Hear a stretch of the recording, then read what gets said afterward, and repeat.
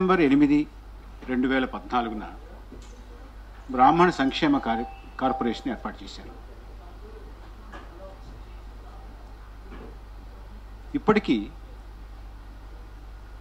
సుమారుగా 45,000 నుంచి 50,000 మంది నేరుగా ఈ కార్పొరేషన్ నుంచి లబ్ధి పొందారు. మొదటి సంవత్సరం 25 కోట్లు, రెండవ సంవత్సరం 35 కోట్లు, మూడవ సంవత్సరం 75 కోట్లు, ఈ ఆర్థిక సంవత్సరం 17-18 మరొక 75 కోట్లు ఈ కార్పొరేషన్కి కేటాయించారు. చాలా పద్ధతి ప్రకారం నడుస్తున్నటువంటి కార్పొరేషన్. మా అందరికీ కూడా కృష్ణారావు గారంటే అమితమైనటువంటి గౌరవం. మా అందరికీ, అలాగే ముఖ్యమంత్రి గారికి కూడా, మా అందరికన్నా కూడా కృష్ణారావు గారు అంటే చాలా గౌరవం. వారు సుమారు 3 దశాబ్దాలు ఈ రాష్ట్రానికి ఒక ఉన్నతాధికారిగా సేవలు అందించారు. ప్రభుత్వ ప్రధాన కార్యదర్శిగా కూడా పనిచేశారు. ఈ మధ్య జరిగినటువంటి ఒక కార్యక్రమంలో నేను స్వయంగా చెప్పాను, వారు పదవీ విరమణ చేసేటప్పటికీ ముఖ్యమంత్రి గారు వారిని స్వయంగా పిలిచి, ఈ రాష్ట్రానికి మీ సేవలు కావాలి, మీరు ప్రభుత్వంలో ఏదో ఒక బాధ్యత తీసుకుని కొనసాగితే బాగుంటుంది అని వారికి చెప్పారు. కృష్ణారావు గారు బ్రాహ్మణ కార్పొరేషన్ని నేను ఆ బాధ్యతలు తీసుకుంటానని వారు కోరారు. మామూలుగా ఏ కార్పొరేషన్ కానీ ఏ రకమైనటువంటి నామినేటెడ్ పదవులకు కానీ సర్వసాధారణంగా మన ప్రభుత్వంలో 2 సంవత్సరాల పదవీ కాలాన్ని ఇవ్వడం ఆనవాయితీగా వస్తుంది. కానీ కృష్ణారావు గారి విషయంలో ముఖ్యమంత్రి గారు ఒకేసారి 3 సంవత్సరాలు ఇచ్చారు. అంటే ఈ మాట ఎందుకు చెప్తున్నానంటే, కృష్ణారావు గారు అంటే ముఖ్యమంత్రి గారికి, మా అందరికీ ప్రభుత్వంలో చాలా గౌరవం అనేటువంటి విషయాన్ని మీకు తెలియజేయడానికి నేను చెప్తున్నాను.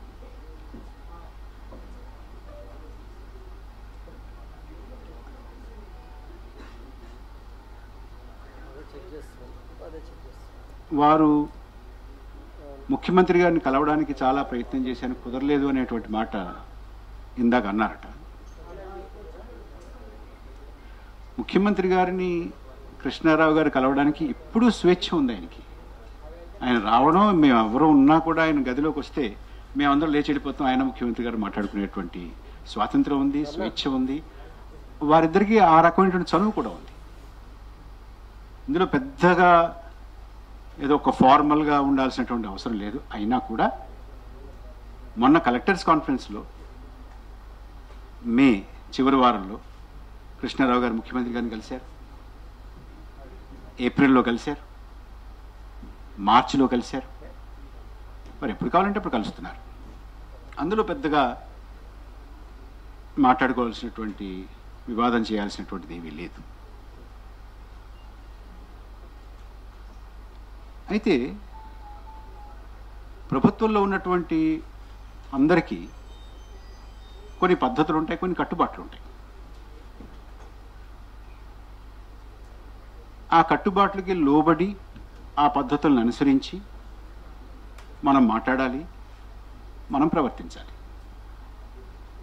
ఈ విషయాన్ని సుమారు 3 దశాబ్దాల పాటు ఆల్ ఇండియా సర్వీస్లో పనిచేసినటువంటి వారు, పెద్దవారు, రాష్ట్రానికి చీఫ్ సెక్రటరీగా చేసినటువంటి వారికి మనం ఎవ్వరం కూడా చెప్పడానికి సరిపోం. వారికే తెలుసు పద్ధతులన్నీ.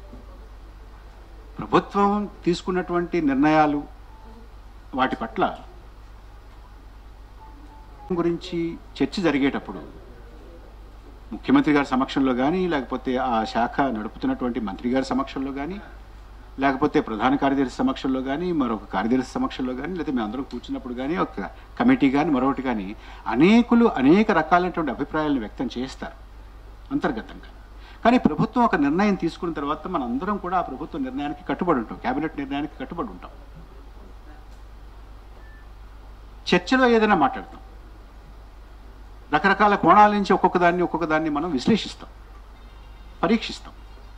ఇలా చేస్తే ఇలా బాగుంటుంది, ఇలా చేస్తే ఇలా బాగుంటుంది, ఇది నాకు నచ్చలేదు, ఇది నాకు నచ్చదు అనేటువంటి మాటలు చెప్పచ్చు, ఇది వేరే విషయం. కానీ ప్రభుత్వ నిర్ణయాలని, ప్రభుత్వ విధానాలని బహిరంగంగా విమర్శించడం అనేటటువంటిది ఎంతవరకు సమంజసము అనేది మనందరం కూడా ఆలోచించాలి. అది ఏ రకంగా సమర్థనీయము అనేది కూడా మనం ఆలోచించాలి. వారి కార్పొరేషన్లోనే వారితో పనిచేస్తున్నటువంటి వారు ఎవరైనా కార్పొరేషన్లో ఇలా ఉంది అలా ఉంది అనేటువంటిది సాంఘిక మాధ్యమాల ద్వారా బయట వారికి, బయట ప్రపంచానికి చెప్తే వారికి కూడా రుచించదని అనుకుంటున్నాను నేను. అంచేత ఆ రకమైనటువంటి ధోరణి, కొంత ఉన్నతమైనటువంటి బాధ్యతల్లో ఉన్నటువంటి వారు ఒక కొత్త కార్పొరేషన్, దేశంలో ఎక్కడా లేనటువంటి కార్పొరేషన్, బ్రాహ్మణులకి వారి సంక్షేమం గురించి మొత్తం దేశంలోనే మొట్టమొదటిసారిగా ఆంధ్రప్రదేశ్ రాష్ట్రంలో ముఖ్యమంత్రి శ్రీ నారా చంద్రబాబు నాయుడు గారు ఇది పెట్టాలి, సంక్షేమం గురించి, బ్రాహ్మణుల సంక్షేమం గురించి ప్రభుత్వం భజన చేయాలా అని అన్నారు. భజన చేయమని ఎవరు అడగలేదు, అడగం కూడా. ప్రభుత్వానికి ఒక కమిట్మెంట్ ఉంది, ముఖ్యమంత్రి గారికి ఒక కమిట్మెంట్ ఉంది.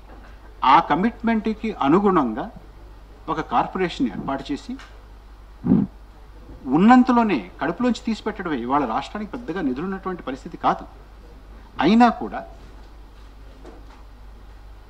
నిధులిచ్చి పెద్దవారైనటువంటి కృష్ణారావు గారు లాంటి వారికి బాధ్యతలు ఇచ్చి సమాజాన్ని చేదోడు వాదోడుగా ఉండాలి, సహాయకంగా ఉండాలి అనేటువంటి ఉద్దేశంతో పెట్టినటువంటిది. మంచి పథకాలని ఈ కార్పొరేషన్ ద్వారా అమలు చేస్తున్నారు. దాదాపుగా 12 పథకాలు ఉన్నాయి, 12-13 పథకాలు ఉన్నాయి, మంచి పథకాలు ఉన్నాయి. సంక్షేమం గురించి పథకాలు ఉన్నాయి. బ్రాహ్మణుల్లో ఉత్సాహంగా ఉన్నటువంటి వారిని పారిశ్రామికవేత్తలుగా, వాణిజ్యవేత్తలుగా, వ్యాపారవేత్తలుగా తీర్చిదిద్దడానికి కావలసినటువంటి పథకాలు ఉన్నాయి. చదువు కోసం పథకాలు ఉన్నాయి. వీటన్నిటి గురించి కూడా పథకాలు చాలా చక్కగా అమలు చేస్తున్నట్లు.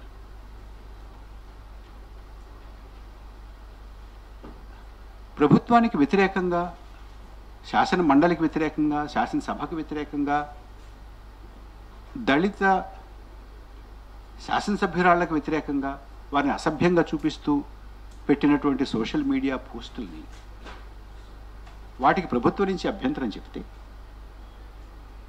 మనం ప్రజాస్వామ్యంలో ఉన్నామా, ఫ్యాసిజంలో ఉన్నామా అనేటువంటి మాట కొంచెం విపరీతంగా కనపడుతుంది.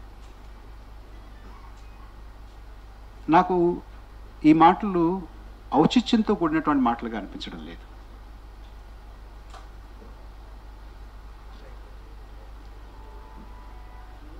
వ్యక్తిగతంగా కార్పొరేషన్ యొక్క కార్యకలాపాలని ముందుకు తీసుకెళ్ళడానికి కృష్ణారావు గారిని ఎవరినైనా కలవచ్చు,